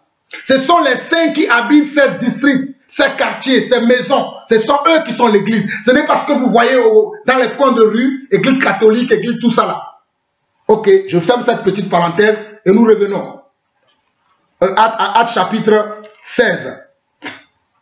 On nous dit que l'une d'elles nommée Lydie, marchande de pourpre de la ville de Thyatire, était une femme craignant Dieu et elle écoutait. Mes frères, lorsque Paul a eu la vision, Dieu avait parlé à Paul de comment? D'un Macédonien. On n'a pas dit d'une Macédonienne, mais d'un Macédonien. Paul se laissait conduire par l'Esprit. Il arrive à Macédoine. Regardez, le groupe qu'elle a vu, y avait-il des hommes? Il n'y avait que des femmes. Mais Paul a dit, conduit par l'Esprit, il a commencé à parler à ces femmes. Et l'une d'entre elles, c'est Dieu qui doit organiser les rendez-vous pour vous. Ce n'est pas vous qui allez organiser les rendez-vous. Vous qui organisez croisades, séminaires de guérison, séminaires de prophétie, des menteurs, des voleurs, des brigands. Menteurs, je vous le dis. Vous êtes des menteurs, des voleurs, des brigands. Vous organisez des campagnes d'évangélisation, campagnes de prophétie. Ce n'est pas Jean-Paul Lawson que vous allez tromper. On nous dit, l'une d'elles nommée Lydie, marchande de poupe de la ville de Tchatchi, était une femme craignant Dieu et elle écoutait. Le Seigneur lui ouvrit le cœur. Le Seigneur lui ouvrit le cœur pour qu'elle soit attentive à ce que Paul disait. Lorsqu'elle eut été baptisée avec sa famille, elle nous fit cette demande. Si vous me jugez fidèle au Seigneur, entrez dans ma maison et demeurez-y. Et elle nous pressa par ses instances. Regardez, frères. Il y avait plusieurs femmes lorsque Paul parlait. Mais il n'y en a qu'une seule qui s'est distinguée. Parce qu'elle avait le cœur disposé. Parce que c'est à elle que Dieu voulait comment? Donner un message. C'est elle que Dieu veut sauver. Et elle a cru. Elle et toute sa famille, elles ont été comment? Baptisées. Et elle va faire quoi? Elle va demander à Paul. Viens maintenant, si tu veux, demeurer dans ma maison. Accomplissant la parole de Matthieu chapitre 10. Aujourd'hui, nous voyons les serviteurs de Dieu. Ils vont réserver des chambres d'hôtel qui coûtent des milliers d'euros ou de dollars. Frères et sœurs, j'ai été dans la plus grande église en France. J'ai servi dans cette église. L'église Charisma que vous connaissez. C'est la plus grande église. Je dis bien, la plus grande église. Comprenez mon langage selon les hommes. Pas selon Yeshua Hamashiach. Parce que cette église-là n'est pas grande devant Dieu. Parce que ce sont les menteurs qui se retrouvent tous là-bas pour faire leur connerie. Mais j'ai été dans cette église. Si je cherchais la gloire du monde comme eux, je serais peut-être encore là-bas aujourd'hui, ayant les postes prestigieuses dans l'église pour dominer sur les frères, voyageant de ville en ville, peut-être de train, de TGV en TGV. Mais Dieu m'a dit quoi? Sors de là. Sors de là et sers-moi dans la simplicité. Dernièrement, il y a mon frère, prophète David. Permets-moi d'utiliser ce petit témoignage. Il m'a dit, mon frère, lorsque tu te présentes, mets une belle cravate. Mets-toi bien. Parce que notre époque, les gens ont besoin de voir que nous sommes aussi présentables. Mes frères, je resterai toujours simple en annonçant l'évangile de la vérité. Parce que la Bible dit, si vous avez la nourriture et les vêtements, cela vous suffira. Il m'arrivera que vous me verrez en cravate, selon que le Seigneur me dit de s'habiller. Mais je ne vais pas m'habiller en fonction des gens qui vont me dire, habille-toi comme ça. Non, ce n'est pas les gens qui me conduisent, c'est Dieu qui me conduise. Je ne suis pas les gens. Mais je resterai toujours dans la simplicité. Dernièrement, il y a une sœur qui m'a offert 2 cravates qui coûtent l'unité 150 €. Je les ai. Les cravates Hermès. Hermès, vous connaissez? H-E-R-M-E-S. Je les ai. 2 cravates. La cravate, l'unité coûte 150 €. Si je l'avais mis à mes côtés, je vous l'aurais montré. Mais le temps de me lever, je ne vais pas perdre du temps. La cravate coûte 150 €. Je vous dis ça. Et moi-même, j'ai plusieurs cravates. J'ai plusieurs costumes parce que je suis comptable. Et dans mon métier, il faut bien s'habiller. Vous savez, dans les métiers qui sont dans le monde, il y a des codes vestimentaires. Un avocat ne s'habillera pas de la même manière comme un infirmier, ni comme un instituteur. Un maçon ne s'habillera pas comme un médecin. Mais dans le royaume de Dieu, si nous avons le présentable, la simplicité, cela nous suffira. Je ferme cette petite parenthèse. Dans ceux qui ne veulent pas croire à notre message, parce que nous ne mettons pas de belles costumes, des choses bim-blim là. Et c'est pour ça que vous ne voulez pas croire, ne croyez pas. Nous ne prêchons pas pour la majorité, nous prêchons comme les gens comme ça. Comme nous prêchons pour une seule femme ou un seul homme. Nous ne prêchons pas pour la majorité. En tout cas, moi, Jean-Paul Lawson, l'onction qui est sur ma vie, ce n'est pas l'onction qui attire la foule. C'est l'onction qui attire les gens qui cherchent le chemin étroit. Je n'ai pas une onction pour attirer la foule, mais j'ai une onction pour attirer les enfants de Dieu. Vous savez, l'aimant attire l'aimant. L'onction attire comment? L'onction. L'onction ne peut pas attirer. Mes frères, ok, avançons. Au verset 16, on nous dit, comme nous allions au lieu de prière, une servante qui avait un esprit de python, Paul a accepté de demeurer dans la maison de Lydie. Regardez comment Dieu a organisé les choses. Paul qui part en mission en Derbe et à Lystre. Dieu va changer sa destination en l'envoyant où? Vous avez vu le verset 9 de Actes chapitre 16. En l'envoyant en Macédoine. Et de Macédoine, il va voir maintenant comment Dieu continue la mission en lui. Ce n'est pas lui qui a organisé. Vous qui organisez les campagnes d'évangélisation en utilisant les modèles de ce monde-là, les choses que les gens utilisent dans ce monde, les haut-parleurs, les amplis par-ci, les choses-là, et une campagne avec les prospectus. Paul n'a pas fait ça. Mais regardez comment Dieu va le conduire. C'est comme ça que nous laissons conduire par le Seigneur. On dit, comme nous allions au lieu de prière, une servante qui avait un esprit de python et qui, en devinant, procurait un grand profit à ses maîtres, vint au-devant de nous et se mit à nous suivre. Paul et nous. Elle criait, ces hommes sont les serviteurs du Très-Haut et ils vous annoncent la voie du salut. Elle fit cela pendant plusieurs jours. Paul, fatigué, se retourna et dit à l'esprit, je t'ordonne au nom de Jésus-Christ de sortir d'elle, et ils sortirent à l'heure même. Regardez, cette dame qui accompagnait Paul et les apôtres et Silas. Regardez, cette dame était là pourquoi? Pour faire quoi? Pour distraire les gens. À première vue, Paul n'avait pas discerné que cette dame-là était une distraction pour son œuvre que Dieu veut faire dans cette ville. Mais à un moment donné, Dieu va révéler à Paul, après quelques jours, que hey, dis à cette dame que tu vas arrêter maintenant ta distraction. C'est ce que Paul fit. Mais ceci était de la volonté de Dieu pour que Paul continue à sauver les âmes qui étaient dans cette ville, qui étaient des âmes que Dieu veut délivrer, veut sauver. Suivez-moi attentivement. Je dis bien que ce que cette dame-là faisait, c'est ça qui va amener Paul et Silas en prison. Et dans la prison, Paul va sauver comment? La famille de celui qui gardait la prison et lui-même. Suivez-moi maintenant. Au verset 21, ce sont des Juifs. Et au verset 19,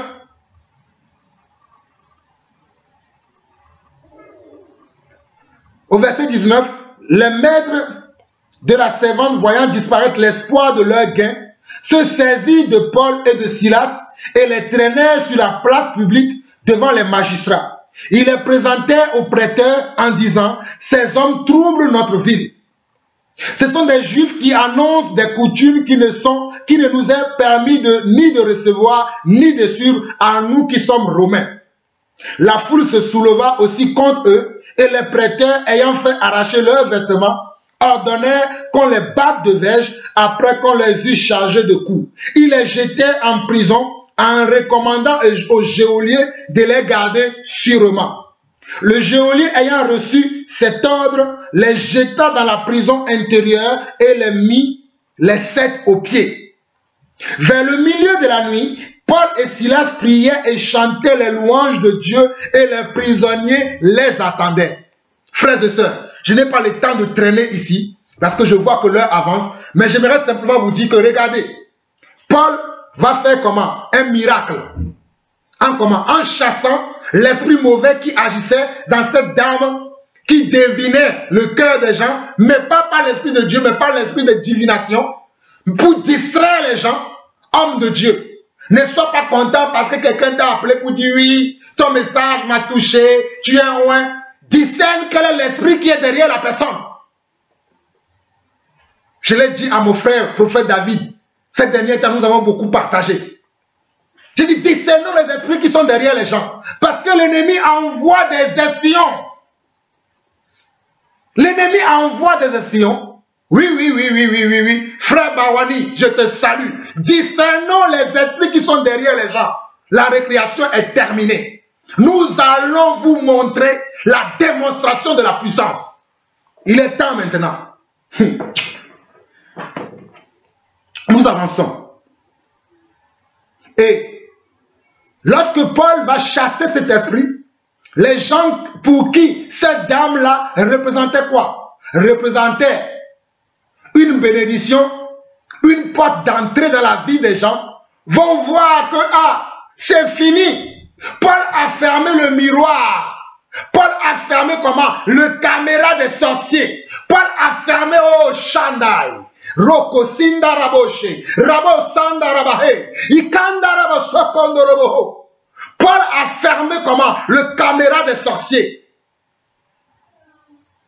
Je dis, Paul a fermé. Je ferme toute caméra de sorcier sur ma vie, sur l'église et sur ta vie, toi mon frère et ma soeur qui m'écoutent. Je ferme, par l'onction que Dieu m'a donnée, je ferme toute caméra. Lorsque Paul a fermé la caméra, ces hommes ont été obligés d'envoyer Paul en prison, ne sachant pas eux-mêmes qu'ils étaient en train d'accomplir la volonté de Dieu dans la vie de Paul et de Silas. Mais lorsque Paul et Silas sont dans la prison, vu que ce sont des gens qui ne font aucun cas de leur vie, si c'est toi mon frère, tu vas commencer à pleurer, tu vas commencer à prendre ton téléphone, à appeler les frères de gauche à droite, priez pour moi, je suis comment, je suis en prison, oh je suis en prison parce que j'ai prêché Jésus. Tu ne sais pas que quand on prêche Jésus, on ira en prison? Mettez-moi en prison, je prêcherai aux prisonniers. Je vous attends. Mettez-moi Jean-Paul Lawson en prison. Ma bouche ne sera pas en prison. Je chanterai des cantiques et je prêcherai aux prisonniers.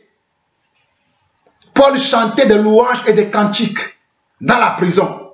Dieu va faire quoi? Dieu va opérer un grand miracle en faisant que les portes de la prison s'ouvrent. Je vais vous le lire. Au verset 26. Tout à coup, il se fit un grand tremblement de terre en sorte que les fondements de la prison furent ébranlés. Au même instant, toutes les portes s'ouvrirent et les liens de tous les prisonniers furent rompus. Le geôlier se réveilla et lorsqu'il vit les portes de la prison ouvertes, il tira son épée et allait se tuer pendant que les prisonniers s'étaient enfuis. Regardez, Paul et Silas qui étaient dans une prison, adorant et louant le Seigneur parce qu'ils ne se considéraient pas comme prisonniers, ils ont confiance à leur Dieu, que leur Dieu peut encore les délivrer, comme Daniel dans la fosse au lion, comme Meshach, Shadrach et Abdel dans le temps de feu. Et Dieu va ouvrir la prison. Mais ils vont faire quoi? Ils vont rester. Ce sont ceux qui sont des prisonniers qui se sont enfuis. Et ils sont restés. Et regardez ce que Dieu va faire maintenant. Parce que Dieu avait un plan pour le gardien de la prison. Mes frères et sœurs, j'espère que vous me suivez depuis le début. Paul arrive dans les villes où les apôtres les ont envoyés. Ils vont donner les recommandations des apôtres. Mais le Saint-Esprit va les envoyer après pour une autre mission. C'est le Saint-Esprit qui doit te mandater. Ferme tes caméras. Ferme ta chaîne que tu as ouverte. Attends que le Saint-Esprit t'envoie. Ferme ta boutique que tu as ouverte disant que tu as ouvert une église. Attends que le Saint-Esprit te mandate. Si le Saint-Esprit ne t'a pas mandaté, je te le répète encore. Ferme ta boutique, ferme tes caméras, ferme tout ce que tu fais. Attends la recommandation du Seigneur. Et lorsque Paul va voir le geôlier qui voulait se donner la vie, au verset 28, on nous dit quoi? Qui voulait se donner la mort plutôt. Au verset 28, on nous dit, mais Paul cria d'une voix forte, ne te fais point de mal, nous sommes tous ici. Voici un témoignage d'un vrai serviteur de Dieu. Nous sommes tous ici. Nous ne nous sommes pas enfuis comme les prisonniers. Nous ne sommes pas vos prisonniers, mais nous sommes prisonniers de Dieu. Et nous acceptons la volonté de Dieu. Que cela soit bonne ou mauvaise, nous les acceptons. Et comment? Le geôlier va être touché. Au verset 29, on nous dit, alors le geôlier ayant demandé de la lumière, entra précipitamment et se jeta tout tremblant aux pieds de Paul et de Silas. Il les fit sortir et dit, Seigneur, que faut-il que je fasse pour être sauvé? Regardez, Paul a-t-il donné un tract? Paul a-t-il donné un prospectus? Paul a-t-il donné un magazine, un journal quelque part? Non, non, non, non. Paul a utilisé sa vie. Et l'onction de Dieu sur sa vie a touché le geôlier. Je touche ta vie avec mon onction aujourd'hui. Je touche ta vie avec la présence de Dieu en moi aujourd'hui. Je touche ton ministère. Ton ministère va changer si tu reçois ce message.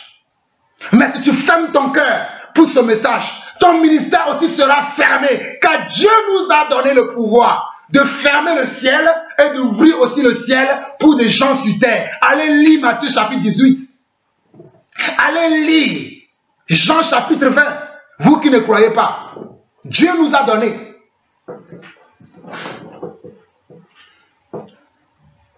Au verset 30. Au verset 30, on nous dit, et il les fit sortir et dit, Seigneur, que faut-il que je fasse pour être sauvé?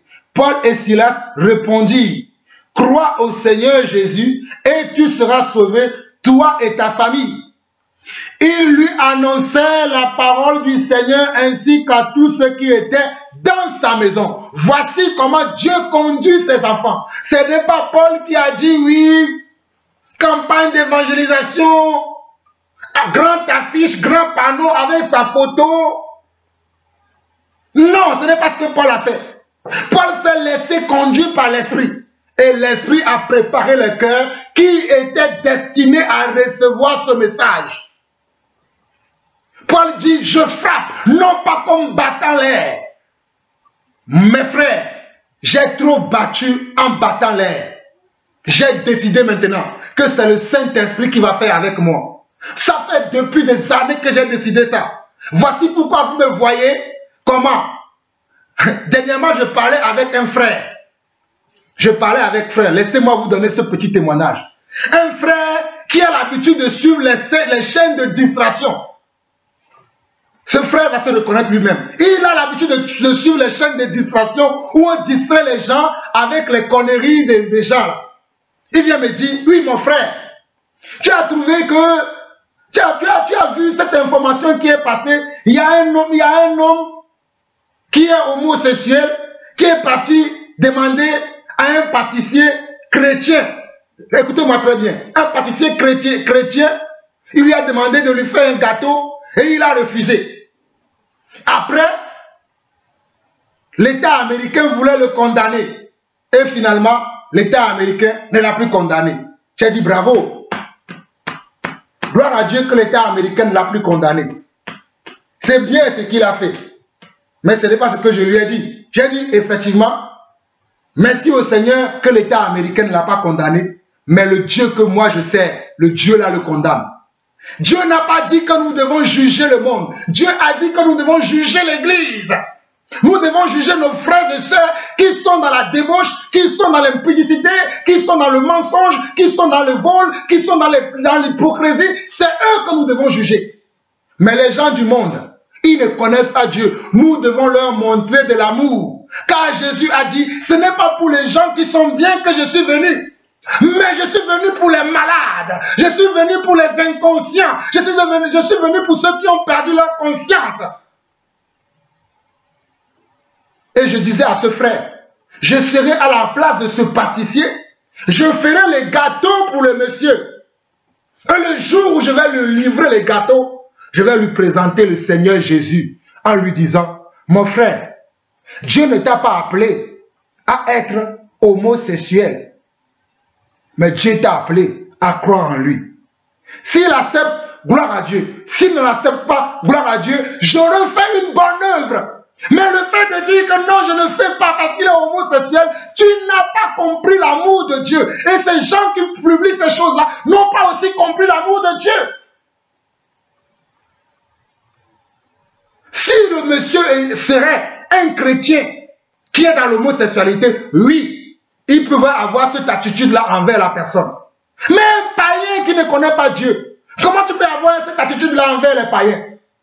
Non, non, soyons comme des hommes qui ont l'esprit de Dieu et qui comprennent la volonté de Dieu pour son Église. Je ferme encore cette petite exemple pour vous dire que nous nous laissons conduire par le Saint-Esprit, nous. Nous ne faisons pas les choses comme les gens. Non. Je reviens au verset 33, il dit, au verset 32, on nous dit qu'il annonçait la parole du Seigneur ainsi qu'à tous ceux qui étaient dans sa maison. Regardez comment Dieu a organisé les choses. Paul va maintenant annoncer l'évangile à ce gardien de la prison, à ce geôlier et à toute sa maison. Paul est entré dans cette ville. Regardez la première personne qu'il a sauvée. Il a sauvé qui? Lydie de la ville de Thyatire. Lydie de la ville de Thyatire. Thyatire qui est un autre district de Macédoine. Il y avait Philippe d'abord.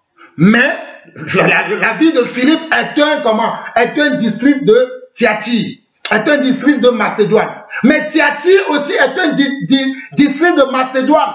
Je suis en train de vous montrer que mes frères, ne croyez pas, surtout vous qui enseignez la parole de Dieu, vous qui évangélisez, vous qui avez le ministère apostolique, vous qui avez le ministère prophétique, vous qui avez le ministère évangélique, vous qui êtes pasteur et docteur. Ne croyez pas que lorsque vous allez arriver dans une ville, que c'est toute la ville qui allait vous croire. Nous avons les hommes de Jésus-Christ. Lorsque Jésus était sur terre, il prêchait l'évangile. Il y avait toujours une foule qui la suivait. Comme les foules nous suivent aujourd'hui. Je vois mes vidéos des fois. Certaines vidéos sont vues 1000 fois, 2000 fois, 7000 fois. C'est ça la foule. Mais parmi toutes ces personnes-là, il y a peut-être une seule personne qui suit réellement la volonté de Dieu. C'est pour ça que je ne me contente pas des vues. Je ne suis pas comme les gens qui sont dans la chair. Ils regardent leurs vues, ils sont contents. Je suis dans 100 000 vues, 10 000 vues, 30 000 vues. Je m'en fous du nombre de vues. Mais je veux que vous rentrez au ciel. Si vous voulez, fermez vos chaînes. Fermez ma chaîne, ne me suivez pas. Mais Dieu m'enverra toujours vers ses véritables enfants. Parce qu'il m'envoie tous les jours. Je les vois tous les jours. Je ne suis pas là pour le nombre de vues. Je vous le dis encore. Je suis là pour former des disciples. Je suis là pour vous enseigner la voie du Seigneur. Et voyez-vous ici, Dieu va amener Paul dans cette ville. Et Paul va sauver comment? Lydie. Et elle va sauver qui? Il va sauver encore le geôlier et sa famille. Ne vous attendez pas que tout le monde va accepter votre évangile. Car l'évangile que nous prêchons, à moins que si vous prêchez l'évangile de la prospérité, l'évangile de... C'est maintenant que nous allons régner sur terre. L'évangile, on vous enseigne le monde. Oui, là, tu auras de la foule. Mais si tu prêches l'évangile que nous prêchons, l'évangile d'origine, tu n'auras pas la foule. Parce que la foule n'aime pas l'évangile d'origine. Et cela, c'est depuis des siècles et des siècles que cela dure. Même à l'époque de Jésus, les gens aimaient que Jésus vienne et qu'il fasse des pains et du poisson. Ils vont manger, ils vont être contents. Nous avons mangé du pain et du poisson. Et ils étaient contents. Mais lorsque Jésus va leur dire, si vous ne mangez pas ma chair et vous ne buvez pas mon sang, vous ne pouvez voir le royaume de Dieu. Là, la foule a disparu. Il n'y a que 12 qui se sont restés. Et il n'y a que 12, je vous dis. Lorsque Jésus multipliait les pains, oui, soyez guéris, reçois ta guérison. Ils étaient nombreux. Là, non, ils étaient nombreux. Mais lorsque Jésus a dit, si vous ne mangez ma chair et buvez mon sang, il y a eu quoi? Il y a eu dispersion. La foule s'est dispersée. Et il n'y a eu que 12 qui sont restés. Lisez la Bible. Lorsque Jésus se réunissait, il y avait parfois 3000 personnes, 5000 personnes. Plus de cela même, des fois. Mais il n'y a eu que 12. Que 12, mes frères. Que 12 qui étaient attachés à lui. Il n'y a eu que 12. Je prie que Dieu me donne 12 personnes. Si ceci est sa volonté. Même si je n'ai pas 12 personnes, je n'ai qu'une seule personne, je serai heureux de présenter à Dieu le talent que tu m'as donné. Voici, je l'ai investi dans une seule personne. Voici ce qu'il est devenu. C'est ça, ce que nous prêchons. Je finis le message. Je finis. Au verset 33, il est pris avec lui à cette heure même de la nuit. Il lava leurs plaies et aussitôt, il fut baptisé, lui et tous les siens. Les ayant conduits dans son logement, il leur servit à manger et il se réjouit avec toute sa famille de ce qu'il avait cru en Dieu. Regardez, lorsque cet homme va croire à l'évangile de Jésus-Christ, regardez, tout de suite l'amour de Dieu va rentrer dans son cœur. Il va prendre Paul et Silas, lui aussi, dans sa maison. Il va laver leurs plaies, il va leur faire à manger et toute la famille, ils vont célébrer leur salut ce jour-là. C'est ça la vérité. C'est ça. Arrêtez de vous focaliser sur les choses du monde. Vous ne verrez jamais Jean-Paul Lawson organiser un séminaire de guérison, une campagne d'évangélisation selon le monde. Vous ne me verrez jamais. Je me laisserai toujours que Dieu m'envoie de ville en ville, de quartier en quartier, de maison en maison. Vous allez dire, oui, je suis un vil prédicateur. Oui, j'accepte. Vous qui êtes les grands prédicateurs, continuez. Continuez dans vos hérésies, continuez. Vous verrez la différence entre le juste, entre ce qui sert Dieu et ce qui ne le sert pas. Je vous le dis tout le temps. Vous verrez la différence. Vous verrez cette différence-là. Je continue. Verset 35. Quand il fit jour, les prêteurs envoyaient les lutteurs pour dire au geôlier, relâche ces hommes. Regardez, ces hommes qui ont envoyé Paul et Silas en prison, c'est pour ça que je vous disais que ceci était de la volonté de Dieu.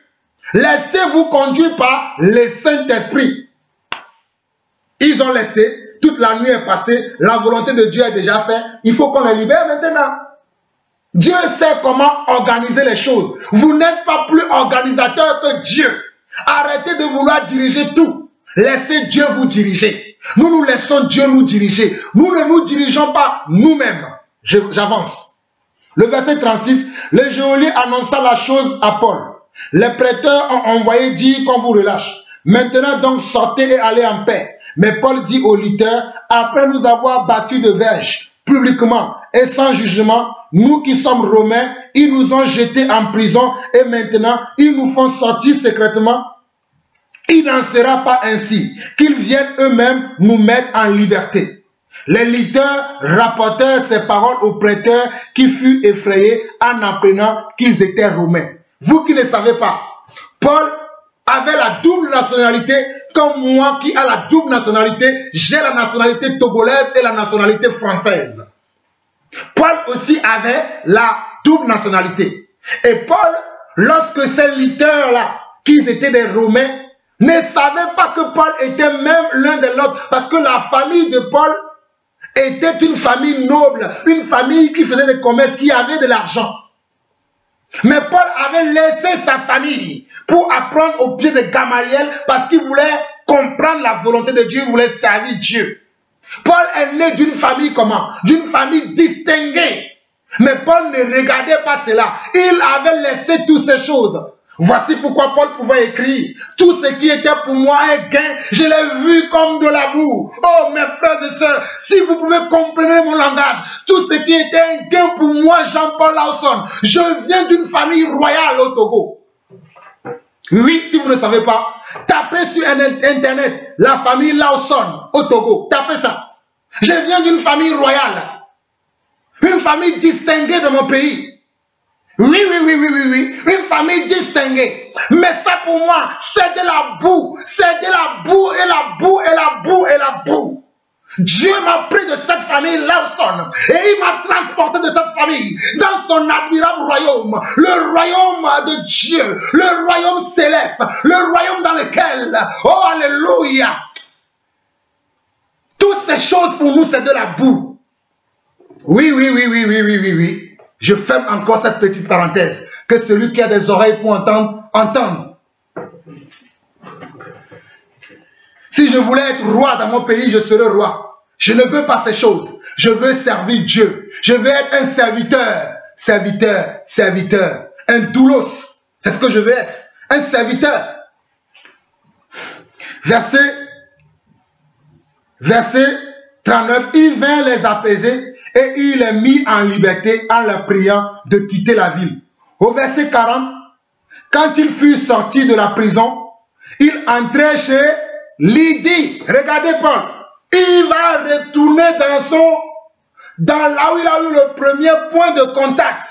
Le premier point de contact, c'est chez la sœur Lydie. Paul va retourner là-bas. Regardez. Quand il fut sorti de la prison, il entrait chez Lydie et après avoir vu et exhorté les frères, il partit. Quel frère?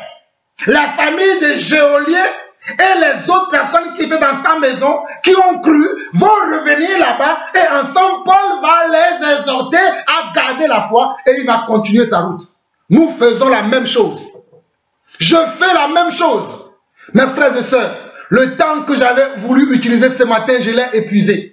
Mais je reviendrai encore pour continuer à vous exhorter afin que vous compreniez la parole de Dieu. Il est temps maintenant, je vous l'ai annoncé, que je vais bouleverser votre entendement ces derniers temps, car la récréation est terminée. La récréation est finie. La récréation est finie, je vous le dis. Quand vous voyez Actes chapitre 8, allez lire Actes chapitre 8, où Philippe est parti en Samarie. Est-ce que Philippe a organisé un séminaire de guérison? Un séminaire, oui, écoutez-moi très bien. Est-ce que Philippe a organisé un séminaire de guérison? Non. Est-ce que Philippe a organisé une campagne d'évangélisation? Non. Mais conduit par le Saint-Esprit, la Bible, allez lire à chapitre 8. La Bible dit que cette ville-là, Philippe a fait beaucoup de miracles là-bas. Parce que ce n'est pas Philippe qui fait le miracle, mais c'est le Saint-Esprit qui choisit de guérir telle personne tel jour, telle autre personne tel autre jour, telle autre personne tel autre jour. Ce n'est pas nous qui choisissons de faire, mais c'est le Saint-Esprit qui fait. Et lorsque Philippe finissa ça, Dieu va l'envoyer encore où? Vers l'unique Éthiopien.